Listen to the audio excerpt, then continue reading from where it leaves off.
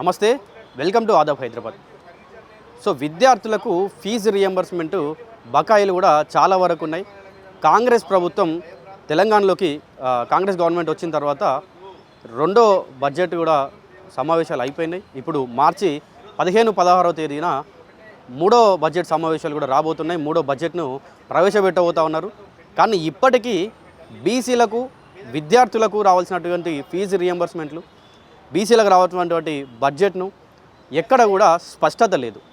So ఒకవేళ బీసీలకు budget వచ్చినా కూడా రావాల్సింది 100% అయితే దాంట్లో 50% మాత్రమే వస్తే దాంట్లో కేవలం ఒక 2% మాత్రమే వీళ్ళు ఖర్చు పెడతా ఉన్నారు. సో ఇట్లాంటి పరిస్థితి కాంగ్రెస్ ప్రభుత్వంలో ఉంది. సో ఒకవైపు చూసుకుంటే గాంధీ కుటుంబానికి ఒకవేళ ఏమైనా అవసరం ఉంటే తెలంగాణలో ఒక్కొక్కరి దగ్గర నుండి కొంత అమౌంట్ జమ చేసి 1,000 కోట్లైనా సరే నేను గాంధీ కుటుంబానికి అందజేసే స్థాయిలో తెలంగాణ ప్రజలు ఉన్నారని చెప్పి మొన్న రేవంత్ రెడ్డి అన్నారు. ఇంకో పక్క చూసుకుంటే హైదరాబాద్లో 5,000 కోట్లు పెట్టి గాంధీ స్టాచ్యూ పెడుతున్నా అని చెప్పి అన్నారు. సో అంటే ఈ ప్రభుత్వం ప్రజల ప్రభుత్వమా లేకుంటే ప్రజల సొమ్ముని ఖర్చు పెట్టే ప్రభుత్వమా అర్థం కాకుండా పోయింది. సో ఇట్లాంటి అన్ని అంశాల గురించి కూడా మనం మాట్లాడదాం.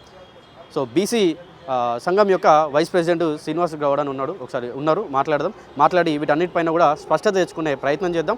వారి వాయిస్ ఏమంటా ఉన్నారు, వారి మాటలోనే వినే ప్రయత్నం చేద్దాం. అన్న నమస్తే అన్న. సో ఫస్ట్ ఇప్పటికీ 2 బడ్జెట్లు అయిపోయినాయి. ఇప్పుడు 3వ బడ్జెట్ రాబోతుంది. ఇంకో నెల అయితే కూడా కాంగ్రెస్ ప్రభుత్వం వచ్చి కూడా అంతే 3 సంవత్సరాలు అవుతుంది. కానీ బీసీలకు అట్లాగే ఇది ఏదైతే విద్యార్థులకు రావాల్సినటువంటి ఫీజు రియంబర్స్మెంట్ అయితే ఉందో దాంట్లో ఇప్పటివరకు కూడా స్పష్టత లేదు. ఈ రియంబర్స్మెంట్ బకాయిలు అట్లనే ఉన్నాయి. ఏం చెప్తారు? ఇప్పుడు ముఖ్యంగా రాష్ట్రంలో మీరు చూసుకున్నట్టయితే మీరు అన్న తర్వాత దాదాపు 2 సంవత్సరాల 4 నెలలు గడుస్తూ ఉంది ఈ తెలంగాణ రాష్ట్రంలో కాంగ్రెస్ ప్రభుత్వం వచ్చి. ఇప్పుడు ఫీజు రియంబర్స్మెంట్ అనే విషయంలో ముఖ్యంగా ఈరోజు చూసుకుంటే ఇప్పుడు రేపటి నుంచి ఇంటర్మీడియట్ ఎగ్జామ్స్ నడుస్తూ ఉన్నాయి. ఇప్పటి నుంచి దాదాపుగా 2 నెలల వరకు ఏదైనా ఇంటర్ నుంచి స్టార్ట్ చేస్తే ఎంటెక్ వరకు ప్రతి విద్యా ఎగ్జామ్స్ నడుస్తూ ఉన్నాయి. మీరు ఒక్కసారి ఆలోచన చేస్తే రియంబర్స్మెంట్ విషయంలో దాదాపుగా ఇప్పటికీ రియంబర్స్మెంట్ పేరు మీద దాదాపు 8,000 చిల్లర 8,500 దాదాపుగా కోట్లతోటి ఈ బకాయిలు ఉన్నాయి. ఈ కాలేజీలకు వీళ్ళు చెల్లించాల్సిన బకాయిలు 8,000 కోట్ల పైన ఉన్నాయి. మీరు ఒక్కసారి ఆలోచన చేస్తే ఈ గతంలో టీఆర్ఎస్ ప్రభుత్వం దాదాపు 3,500 కోట్లు, ఇప్పుడు ఈ 2.5 సంవత్సరాలుగా దాదాపు 8,500 కోట్లు బకాయిలు ఈ కాంగ్రెస్ పార్టీ ఈ ప్రభుత్వం ఇది తెలంగాణ ప్రభుత్వం చెల్లించాల్సినవి ఉన్నాయి.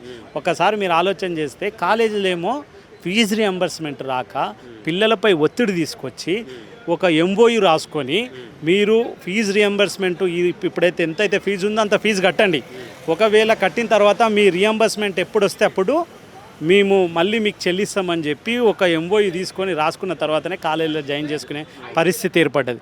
ఇది ఏర్పడ్డదిగా ఒక ఎత్తు అయితే ముఖ్యంగా మీరు ఒకసారి ఆలోచన చేస్తే ఈ 2 సంవత్సరాలు గడిచి విద్యా సంవత్సరం అయిపోయి పాస్ అవుట్ అయిపోయి 2 సంవత్సరాలుగా సర్టిఫికేట్లు కాలేజీలను మురుక్కుంటా ఉంటే ఇప్పుడు ఉద్యోగాలు వచ్చిన పిల్లలు వాళ్ళకు ఎంఎన్సీ కంపెనీలో మామూలు కంపెనీలో వెరిఫికేషన్ కోసం విద్యార్థులకు సర్టిఫికెట్లు అడిగితే ఇచ్చే పరిస్థితుల్లో కాలేజ్ సంస్థలు ముఖ్యంగా విద్యా సంస్థల్లో నడుపుతున్న కూడా ఒకసారి ఆలోచన చేస్తే విద్యా సంస్థలు కూడా పాపం వాళ్ళు రెంట్లు కట్టలేక టీచర్లకు జీతాలు ఇవ్వలేక మెయింటెనెన్స్ చేయలేక వాళ్ళు కూడా ఇబ్బంది పడతా ఉన్నారు. కానీ ఈ రాష్ట్ర ప్రభుత్వం నిమ్మకు నీరెత్తనట్టుగా వీళ్ళంతా ఫోకస్ దేనిపైన చేస్తున్నారు.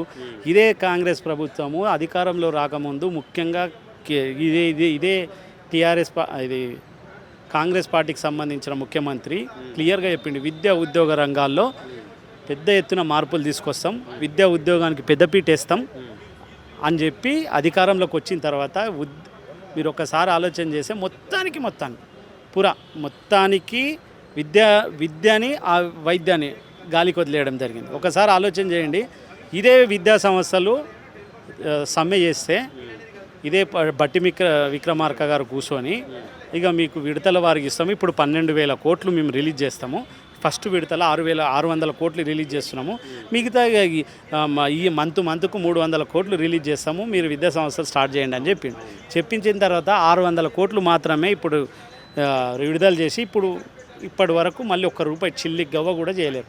రేపటి నుంచి ఎగ్జామ్స్ హాల్ టికెట్లు ఇస్తలేరు. ఇప్పుడు మీ ఒక సీఎం ఆయననే, ఎడ్యుకేషన్ మినిస్టరు ఆయననే, కనీసం ఒక పదవి నుండి ఆలోచించినా కూడా, అంటే ఒక కోణం నుండి ఆలోచించినా కూడా ఈ ఏదైతే ఫీజు రియంబర్స్మెంట్ ఉందో దానికి ఆయన ఒక అంటే హోమ్ మినిస్టర్ కావచ్చు లేకుంటే ఎడ్యుకేషన్ మినిస్టర్ కావచ్చు ఆయన ఒక శ్రద్ధ పెట్టి 2 నిమిషాలు ఆలోచిస్తే క్లియర్ అటువంటి సమస్య ఇది. కానీ ఇప్పటికీ ఈ 2 సంవత్సరాలు అయిపోయినా కూడా ఎందుకు మరి మాట్లాడతలేరు అంటారు ఈ అంశంపై? అదే నేను అడుగుతా ఉన్నాం. మీరు రాష్ట్రానికి ముఖ్యమంత్రి గారు, విద్యాశాఖ మంత్రి కూడా, మీరు మున్సిపల్ శాఖ మంత్రి కూడా, మీరు హోంశాఖ మంత్రి కూడా. మాకు ముఖ్యంగా విద్యార్థుల సమస్యలకు విద్యాశాఖ మంత్రి మీరే. మీరు దలుచుకుంటే రాజు దలుచుకుంటే కొడద దెబ్బలకు కొదువెందుకు అన్నట్టు, కొరడాకి దెబ్బలకు కొదువెందుకు అన్నట్టు మీరే దలుచుకుంటే మీరు అన్నారు కదా. మీరు మొన్న గిదే ఎల్బీ స్టేడియంలో టీచర్లకు నియామక పత్రాలు ఇచ్చుకుంటే ఏమన్నారు తెలుసా? ఢిల్లీలో కేజ్రీవాల్ గారు 2వ అధికారంలోకి రావడానికి కారణము వారు చేసిన విద్యా వ్యవస్థలో చేసినట్టు సమూలమైన మార్పులు చేయడంతో ఈరోజు ఆడ సెకండ్ టైము అధికారంలోకి వచ్చిర్రు అంటారు కదా. మేము 10 సంవత్సరాలు ఉంటా, నేను 10 సంవత్సరాల అధికారంలో ఉంటాను. మీరు మరి ఈ విద్యార్థుల కోసం మీరు చేస్తుంది ఏందని అడుగుతా ఉన్నాం. అంటే విద్యాశాఖ మంత్రిగా ఉంటారు మీరు. 5,000 కోట్లతోటి గాంధీ విగ్రహం పెడతా అంటారు. 1,50,500 కోట్లు 50,000 కోట్లతోటి మూసి ప్రక్షాళన చేస్తూ అంటారు. ఇది ఎంత? ఎక్సైజ్ శాఖలో సంవత్సరానికి 40,000 కోట్ల ఆమ్దాని అండి. నీకు సంవత్సరానికి ఎంత? నాకు తెలిసి 3-4 వేల కోట్లు రియంబర్స్మెంటు. దానిలో వచ్చిన దాంట్లో ఇది ఎంత నేను అడుగుతా ఉన్నా. ఎంత? ఒక 10% ఎక్సైజ్, ఖాళీ ఎక్సైజ్ దానిలో. నువ్వు వేరేది వద్దు, ట్యాక్సులు వద్దు, ఏమొద్దు, ఎక్సైజ్ దానిలో వచ్చి ఖర్చు పెట్టినా కూడా రియంబర్స్మెంట్ వెళ్తుంది కదా. పిల్లల భవిష్యత్తు బాగుపడుతుంది కదా. భావి భారత పౌరులు ఉంటారు కదా. రేపొద్దున విద్యార్థులే కదా. రేపొద్దున ఆయుపట్టు ఉంటుంది. రేపొద్దున నీకు ఓట్లు వేయాలన్న విద్యార్థులే కదా. అంటే మీరు ఒక్కసారి ఆలోచన చేస్తలేరు. మీరు చెప్పిన మాట ఎక్కడ కూడా ఈ కాంగ్రెస్ పార్టీ ప్రభుత్వం నమ్మించి మోసం చేసింది. అది బీసీలకు చట్టసభలు, అది స్థానిక సంస్థల రిజర్వేషన్లు కావచ్చు, ఈ విద్యార్థులకు రియంబర్స్మెంట్ కావచ్చు, విద్యా వ్యవస్థలో మార్పులు కావచ్చు, ఏదైనా కూడా వీళ్ళు ఎలక్షన్ వచ్చినప్పుడు వీళ్ళ ఓట్లు దండుకోవడానికి ప్రయత్నం చేసింది. ఒక్కసారి బయటపడగానే వీళ్ళందరినీ మర్చిపోయే ప్రయత్నం ఇప్పుడు క్లియర్గా చేస్తాం. ఇంకొకటి ఏంటంటే మనం ఫీజు రియంబర్స్మెంట్ అనుకోవచ్చు, లేకుంటే ఈ గౌడన్లకు రావాల్సినటువంటి ఎక్స్గ్రేషియా అవ్వచ్చు, అది కూడా దాదాపుగా ఒక 10 కోట్ల వరకు ఉందని, 10,000 కోట్ల వరకు ఉందని చెప్పి రాష్ట్ర వ్యాప్తంగా ఉందంటా ఉన్నారు. మళ్ళీ ఇటు చూసుకుంటే బీసీలకు రావాల్సినటువంటి బడ్జెట్ అవ్వచ్చు. సో ఇవన్నీ కూడా మీరు ఇందాక అన్నట్టుగా ఒక 10% దాంట్లో నుంచి వెళ్ళి తీసినట్టయితే, ఎక్సైజ్ నుంచి 10% తీసినా కూడా ఇవన్నీ పోతాయని అంటా ఉన్నారు. కానీ ఒకప్పుడు అంటే ఎలక్షన్స్ ముందు నేను రేవంత్ రెడ్డిని కాదు రేవంత్ గౌడ్ను నేను అని చెప్పి మహేష్ కుమార్ గౌడ్ రేవంత్ రెడ్డి కాదు రేవంత్ గౌడ్ అని చెప్పి రేవంత్ రెడ్డి చెప్పిండు. కానీ అధికారంలోకి వచ్చిన తర్వాత మాత్రం గౌడన్నలకు కావచ్చు లేకుంటే బీసీలకు కావచ్చు ఎందుకు ఇట్లా వ్యవహరిస్తూ ఉన్నాడు వ్యతిరేకంగా అంటే ఏం చెప్తారు? ఒకసారి మీరు ఆలోచన చేస్తే అది అధికారంలో రోకముందు కాదు, తర్వాత సర్దార్ సర్వాయి పాపన్న పేరు పెడతా అన్నాడు. ఒకటి రవీంద్ర భారతిలో జరిగినప్పుడు అప్పుడు చెప్పిండు, రేవంత్ రెడ్డి మన రెడ్డి కాదు, మన గౌడు, మన గౌన్ల కోసం, బీసీల కోసం 42% రిజర్వేషన్ కోసం కట్టుబడి ఉన్నాడు. 2 ఏళ్ళుగా దానికోసం ఎలక్షన్లు నడిపిస్తలేరు అంటా ఉన్నాం.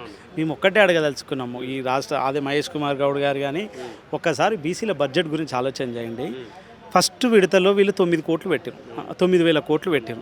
రెండోసారి విడతలో 11,000 కోట్లు పెట్టారు. ఫస్ట్ విడతలో 3,50,000 కోట్ల బడ్జెట్లో నీవు పెట్టింది ఎంత అంటే 2.1. సెకండ్ సారి పెట్టింది ఎంత 3.2. అంటే 100% బడ్జెట్లో నువ్వు పెట్టింది ఎంత? 50%, 60% పైగా. నువ్వే చెప్పినావు 56% ఉన్నారని. 56% ఉన్న ఓబీసీలకు నువ్వు పెట్టింది ఎంత నాయన? 3%. అందుట్లో ఖర్చు చేసింది ఎంత? 2% కూడా లేదు. అంటే ఎంబీసీ కార్పొరేషన్ పెట్టిరు ఇంతకుముందు. ఆ 1000 కోట్లలో ₹1 ఆ గవర్నమెంట్ ఖర్చు చేయలే. ఈ ఎంబీసీ కార్పొరేషనే తీసేసిండి. ఎంబీసీ కార్పొరేషన్ లేదు. 19,000 కోట్లు వస్తే దాంట్లో 2-3 వేల కోట్ల వరకే బీసీలో ఖర్చు పెట్టాలని చెప్పి అంటా ఉన్నారు. అది క్లియర్గా అర్థమవుతా ఉన్నది కదా. నువ్వు ఆర్టీఐ చేసినా క్లియర్గా వస్తుంది కదా. మీరు 11,000 కోట్ల వాళ్ళు ఖర్చు పెట్టింది 2,000 కోట్లు కూడా లేవు. ఇప్పుడు ఈ విద్యా సంవత్సరం మళ్ళీ వాళ్ళు చెప్పింది ఏంది? కామారెడ్డి డిక్లరేషన్లో 20,000 కోట్లతోటి బీసీలకు సప్లాన్ని పెడతా అన్నాడు కదా. ఆ సప్లాన్ దిక్కెట్టుపోయింది. నిన్న మేము ధర్నాలు చేసి కూడా అదే అని చెప్పినాం కదా. బీసీలకు ఎట్టి పరిస్థితుల్లో ఈ బడ్జెట్ సమావేశంలో 20,000 కోట్లతోటి బీసీలకు సప్లాన్ పెట్టాలి, ఫెడరేషన్ లోన్లు ఇవ్వాలి, వ్యక్తిగతంగా బీసీల అభివృద్ధి కోసం లోన్లు, వ్యక్తిగత బిజినెస్ లోన్లు ఇవ్వాలి. ఇదే కాకుండా ఫెడరేషన్ లోన్లు పెట్టాలి.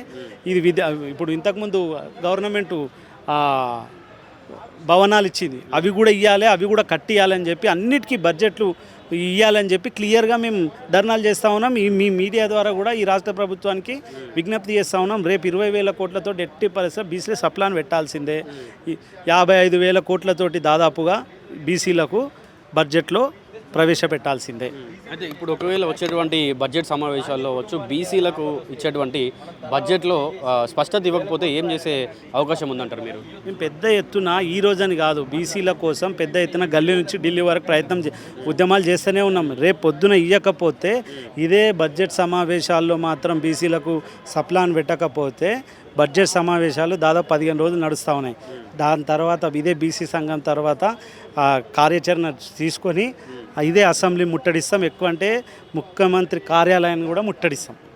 ఓకే, ఇది ముఖ్యంగా కూడా బీసీలకు రావాల్సినటువంటి బడ్జెట్లో స్పష్టత ఇవ్వకపోతే కనుక ఈ సమావేశంలో అంటే 3వ బడ్జెట్ ఇది, ఇప్పటికైనా కూడా బీసీల గురించి మాట్లాడకపోతే అసెంబ్లీని ముట్టిస్తాం, అట్లనే ముఖ్యమంత్రి రేవంత్ రెడ్డి కార్యాలయాన్ని కూడా ముట్టించే ప్రయత్నం మేము బీసీల తరఫున చేస్తాం. బీసీ సంఘాల కుల పెద్దలందరూ కూడా ఈ ధర్నాలో పెద్ద ఎత్తున ధర్నాలో పాల్గొని దీన్ని బీసీలకు బడ్జెట్ రిలీజ్ అయ్యేంత వరకు కూడా మా పోరాటం ఆగదంటా ఉన్నారు.